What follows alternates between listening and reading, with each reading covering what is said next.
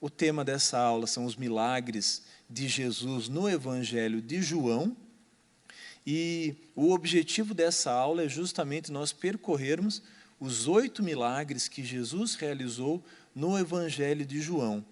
E nós falávamos que os milagres de Jesus nos evangelhos, eles têm um objetivo muito claro, que é manifestar o reino de Deus e fazer com que aqueles que viram e ouviram passassem a crer. É isso que está escrito em João 2:23. Diz assim: muitos creram no seu nome quando viram os sinais que ele fazia. Então, esse era o objetivo de Jesus. E esse continua sendo também até hoje o objetivo. Porque se nós lermos aquilo que Jesus falou na grande comissão, lá em Mateus 28, ele vai dizer assim, todo poder me foi dado, portanto, vão e façam discípulos, curem em meu nome, anunciem o meu nome. Então, esse poder que estava sobre Jesus também foi dado depois de Pentecostes aos seus discípulos e a toda a igreja.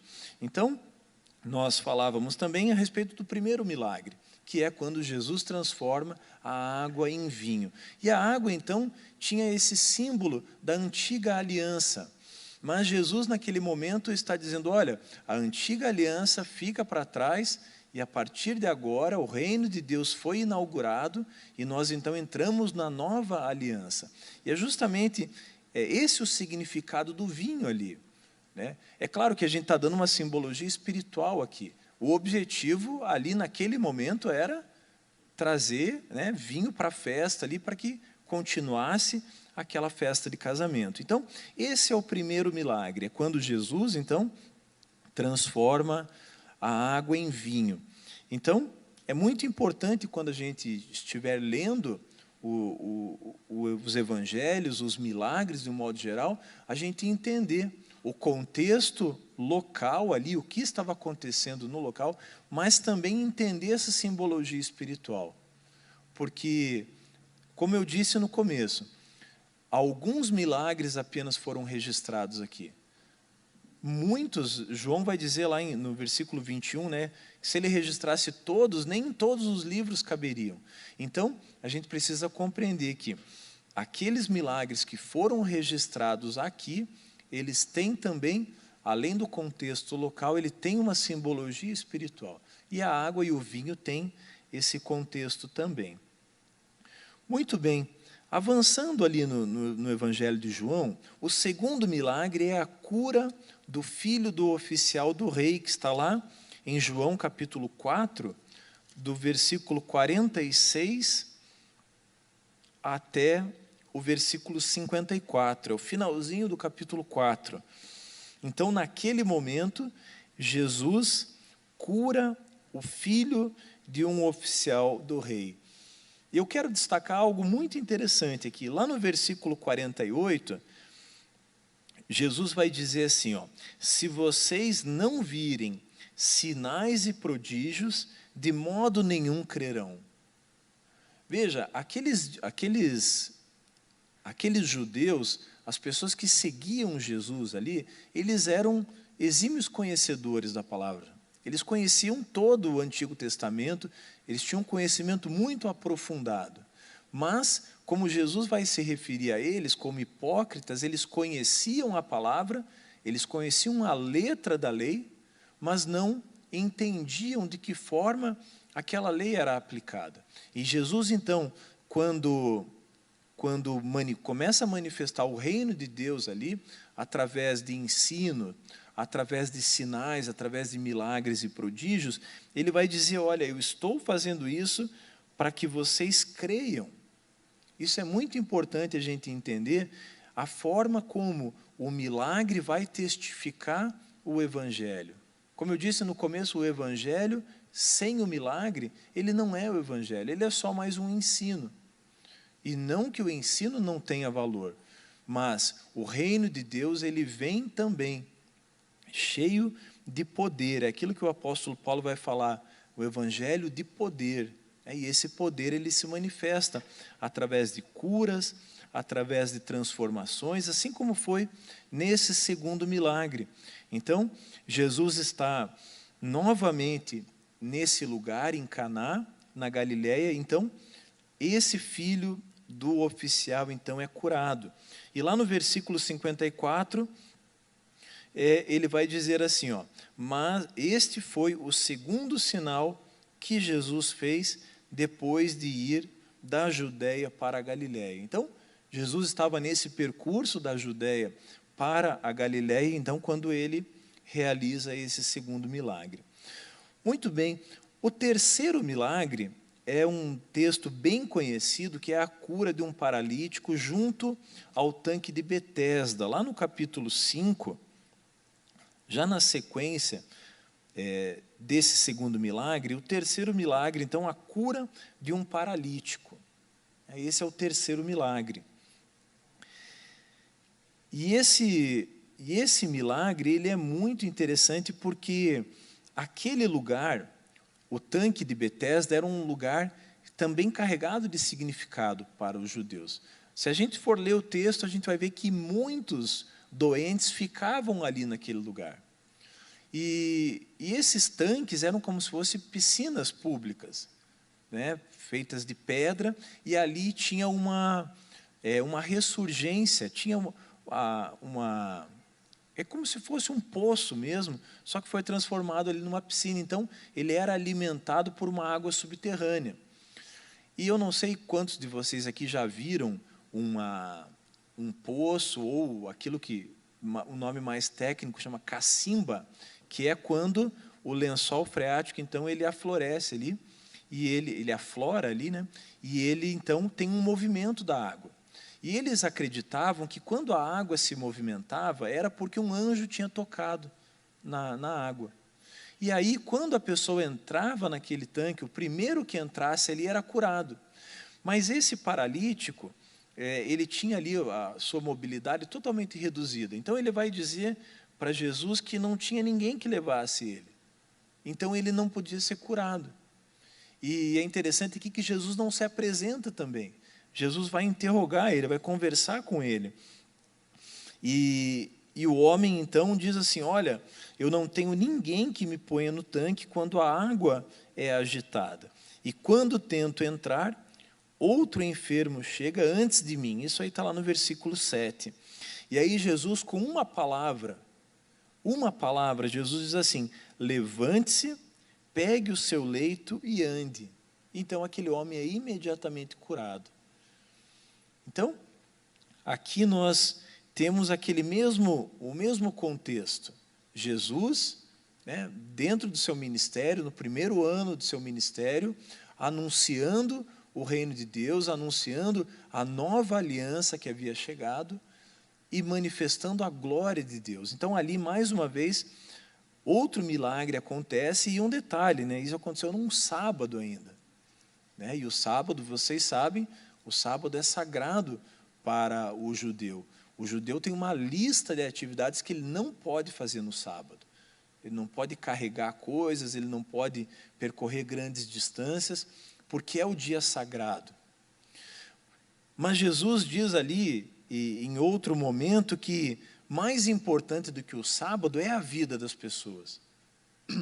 Então, Jesus está anunciando, então, essa nova aliança. Uma nova aliança em que as pessoas são mais importantes do que a tradição. Se for fazer um resumo a respeito das curas no sábado, o que Jesus está dizendo é isso. As pessoas são mais importantes do que a tradição. Ainda nessa sequência, eu vou pedir que você vire a página, e lá em João capítulo 6, acontece o quarto milagre, que é a multiplicação dos pães e dos peixes.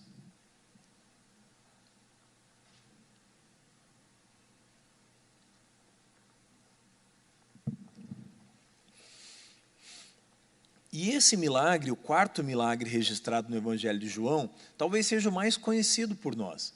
Eu acho que até mesmo aquele que nunca leu a Bíblia já ouviu falar.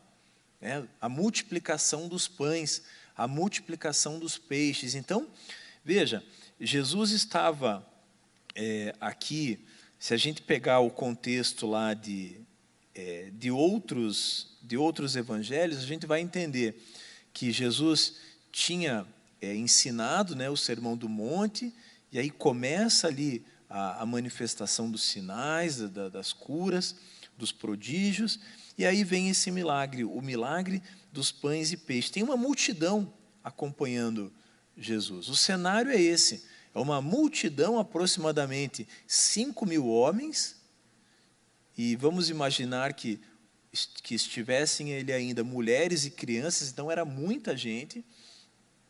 E aí Jesus, para despertar, para fazer uma provocação ali aos discípulos, ele vai dizer assim, olha, vamos alimentar esse pessoal. E aí a primeira pergunta que eles falam, mas onde a gente vai comprar pão para essa gente? Fique imaginando, a igreja cheia aqui tem 800 pessoas. Imagine 5.000, mais crianças, e vamos imaginar aí 8.000 pessoas, 10 vezes o tamanho aqui da igreja, era muita gente. E aí aparece um menininho, eu creio que eles começaram a procurar pão ali, falaram, vamos ver quem trouxe pão. E aí ninguém tinha, aparece um menininho, e o menino tinha 5 pães e 2 peixes, mas aí Pedro fala assim, mas o que é isso para tanta gente? E aí a gente aprende uma lição preciosa aqui, que o pouco na mão de Jesus é suficiente. Tanto é suficiente que todos comeram, e a Bíblia diz que eles ainda recolheram 12 cestos. De repente eles não tinham nada, e no final ainda aparecem ali 12 cestos. Então, esse milagre não que os outros não sejam, mas esse é extraordinário. Fico imaginando como que aconteceu isso. 5 pães, de repente alimentam, talvez ali, 8.000 pessoas, um valor estimado, a Bíblia diz 5.000 homens, e ainda sobra, ainda vão embora com 12 cestos. Então, é maravilhoso isso, e é interessante que Jesus multiplica o pão, e depois disso, ele vai dizer no outro dia, eu sou o pão da vida. Olha como esses milagres registrados ali vêm cheio de significado. Ele vai dizer assim, olha, eu dei pão físico, alimento para que vocês comam, mas eu não sou apenas aquele que dá pão, alimento para o corpo, eu também sou aquele que alimenta a alma, que alimenta o espírito. E é isso que ele vai dizer aqui, ó, João 6:35, diz assim, ó, eu sou o pão da vida. E ele vai dizer assim na sequência, quem vem a mim jamais terá fome, e quem crê em mim jamais terá sede. Porque a verdade é que aquelas pessoas começaram a seguir Jesus depois disso, num volume de pessoas muito maior, porque aquelas pessoas eram muito sofridas, elas não tinham alimento. E aí, eles conhecem um homem que faz milagres, que arrasta uma multidão e que ainda dá pão e peixe. Todo mundo queria seguir Jesus. Mas num determinado momento, Jesus vai dizer, olha, vocês estão me seguindo porque eu dei pão para vocês, mas eu não vim aqui só para dar pão. A gente vai aprender em outro evangelho que o reino de Deus ele não consiste simplesmente em pão. Se a gente fizer uma leitura lá de Mateus no capítulo 6, durante o Sermão do Monte, Jesus vai dizer isso. Olha, vocês se preocupam com tantas coisas, com roupas, com alimentos, mas lá no versículo 33 ele vai dizer, busquem primeiro o reino de Deus e a sua justiça, e todas as outras coisas serão acrescentadas. É isso que Jesus está ensinando aqui. Olha, vocês ganharam pão, isso é ótimo, você saciou a tua fome nesse momento, mas o que eu tenho para oferecer é muito mais. Vamos avançando, então. O 5º milagre, esse foi o 4º milagre. O 5º milagre é quando Jesus caminha sobre as águas, e está lá em João, no próprio capítulo 16, logo depois de ter multiplicado o pão multiplicado peixe. Então, o versículo 16 diz assim: ao final do dia, os discípulos de Jesus desceram para o mar. Era o mar da Galileia, que na realidade não era um mar, né? Era um lago. Era o lago da Galileia. Então, os discípulos entram num barco e atravessam esse mar. Eles estavam indo em direção de Cafarnaum. Mas Jesus fica ali naquele lugar. E olha só, eu quero ler ainda com vocês a sequência do versículo 17, na segunda parte, diz assim, ó: e já estava escuro e Jesus ainda não tinha ido até onde eles estavam. E o mar começava a ficar agitado, porque soprava um vento forte. Então, só abrindo um parênteses aqui, essa era a razão pelas quais eles chamavam aquele lago de mar, porque por conta dos fortes ventos, até onda tinha naquele lago. Então, o lago era chamado de mar. Então, os discípulos foram, mas Jesus ficou. E aí, de repente, os discípulos se veem no meio daquela tempestade, daquelas fortes ondas. Então, Jesus se aproxima deles e eles ficam com medo, eles acham que é um fantasma. Mas depois eles percebem, então, que é Jesus que está ali. Agora, imagine a cena, né? Você foi alimentado, viu uma multidão ser alimentada, entra num barco e, de repente, Jesus vem andando sobre as águas. Como que a gente reagiria, né? A gente costuma ser muito crítico, né, com a incredulidade dos discípulos, Uzias. A gente costuma ser muito crítico, né, com a resposta que eles deram. Mas como que a gente reagiria? É interessante a gente raciocinar nisso, porque hoje a gente tem a Bíblia toda pronta, a gente já sabe o final da história. O nosso modo de enxergar aqui é totalmente diferente. Mas muitas vezes a incredulidade é tão grande em nós quanto foi ali nos discípulos. Então esse é o quinto milagre, Jesus andando sobre as águas. O sexto milagre, ele é muito significativo, ele está lá em João capítulo 9, porque é a cura de um cego de nascença. E aqui eu quero abrir um parênteses também, para dizer que até aquele momento, na história, nenhum cego de nascença havia sido curado. Nunca. Eles já tinham visto outros milagres, mas nunca um cego de nascença tinha sido curado. E era interessante que, como eles aguardavam o Messias, um dos sinais que o Messias haveria de manifestar era a cura de um cego de nascença. Porque era algo extraordinário, nunca um cego de nascença havia sido curado. E quando a gente vê os judeus, os fariseus, os saduceus, os escribas andando atrás de Jesus, eles não estavam andando atrás à toa, porque eles sabiam que muitos eram os sinais manifestados por eles. Então, ele poderia sim ser o Messias. E quando eles veem esse sinal, que um cego foi curado, eles vão averiguar isso de perto. E é interessante, eu quero que você, por gentileza, abra aí a sua Bíblia no versículo 20 do capítulo 9, porque aqueles judeus então vão atrás dos pais do cego, e falam assim, este é o filho de vocês, e vocês dizem que ele nasceu cego, como que ele está vendo agora? Eles querem saber, poxa, vocês estão falando que o rapaz foi curado, ele nasceu cego e agora está vendo? Né? E aí a resposta dos pais eu acho muito interessante, é no versículo 20. Então os pais responderam, sabemos que esse é o nosso filho, e que ele nasceu cego, mas nós não sabemos como agora está vendo. Então, nem os pais estão entendendo. Olha, ele é nosso filho, ele está vendo aqui. Ele nasceu, sim, cego, mas como ele está vendo agora, a gente não sabe. E aí eles vão perguntar para o homem, para o que não é mais cego, e perguntam para ele, olha, diga a verdade diante de nós. Nós sabemos que esse homem é pecador. Estão falando com o cego, que não é mais cego. E ele respondeu, olha, se é pecador eu não sei. Uma coisa eu sei, eu era cego e agora vejo. Olha que maravilhoso isso. Ninguém está entendendo nada ali. Aqueles judeus, eles não queriam crer, porque aquilo era um sinal cabal de que aquele era o Messias. E eles, então, não acreditando e não querendo acreditar que Jesus poderia ser o Messias, como de fato era, eles então começam essa investigação. E aí, no final, o cego ainda fala para ele, olha, vocês estão me fazendo tantas perguntas, por acaso vocês também querem se tornar discípulos dele?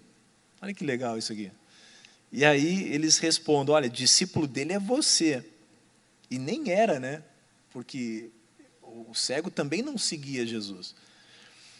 E aí ele fala, olha, nós somos discípulos de Moisés. Aí os judeus respondem. Veja a incredulidade do coração daqueles judeus. Eles não queriam crer de modo nenhum.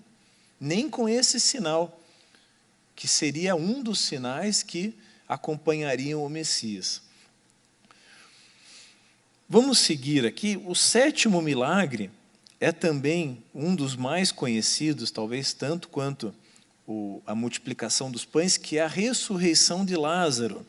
Está lá no capítulo 11.